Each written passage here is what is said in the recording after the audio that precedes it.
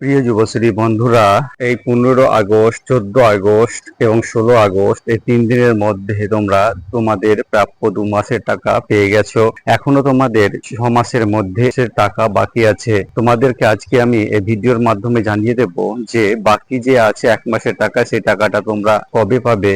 আর annexure 3 form যে তোমাদের submit করতে হয় প্রতি 6 মাস পর পর, সেই অ্যানেক্সার 3 ফর্মটি কবে সাবমিট হবে এবং যারা অ্যানেক্সার 1 এবং অ্যানেক্সার 2 ফর্ম সাবমিট করেছো তাদের কখন থেকে টাকা দেওয়া হবে। তাই ভিডিওটি স্কিপ না করে পুরো দেখো, তোমরা সমস্ত তথ্য একই ভিডিওর মাধ্যমে পেয়ে যাবে। ফ্রেন্ডস, তোমাদেরকে কিন্তু 1 সপ্তাহ আগে 2 মাসের টাকা দেওয়া হয়েছে আর 1 মাসের টাকা বাকি আছে। আমি এমপ্লয়মেন্ট এক্সচেঞ্জ অফিসের বিভিন্ন অফিসারদের সাথে কথা বলে বিভিন্নভাবে যোগাযোগ করে যেটা জানতে পেরেছি সেটা হচ্ছে যে তোমাদের যে বাকি 1 মাসের টাকা আছে সেটা কিন্তু এখন নাও দেওয়া হতে পারে। এক কথায় বলতে গেলে এই টাকাটা দেওয়ার কোনো সঠিক তথ্য কিন্তু এমপ্লয়মেন্ট ব্যাংক অফিসারদের কাছে এখন বর্তমানে নেই। তাই বন্ধুরা, তোমরা এই টাকাটা কখন পাবে তা নির্দিষ্ট ভাবে কেউ বলতে পারবে না। যদি কেউ বলে থাকে তাহলে সেটা তাদের বানানো কথা, অফিসিয়ালি কোনো তথ্য নয়। তবে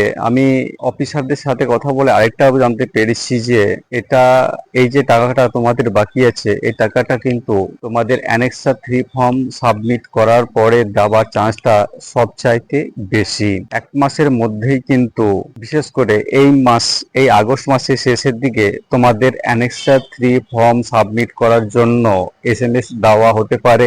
এমপ্লয়মেন্ট ব্যাংকের ওয়েবসাইটে নোটিফিকেশন দেওয়া হতে পারে। অর্থাৎ তোমরা প্রস্তুত থাকো অ্যানেক্সার 3 ফর্ম সাবমিট করবার জন্য। কেননা এই অ্যানেক্সার 3 ফর্ম সাবমিট না করার জন্য অনেক যুবশ্রী বন্ধুরা যুবশ্রী ভাতা কিন্তু আর পাচ্ছে না, তাদের ভাতা চিরতরে বন্ধ হয়ে গেছে। আরেকটা খবর হচ্ছে, যারা অ্যানেক্সার 1 এবং অ্যানেক্সার 2 ফর্ম সাবমিট করেছে এবং লাইভ কেসে তাদের স্ট্যাটাস দেখাচ্ছে না, তাদেরকে কিন্তু টাকা কবে দেওয়া হবে সে তথ্য এমপ্লয়মেন্ট ব্যাংকের অফিসাররা সঠিকভাবে জানিয়েছে।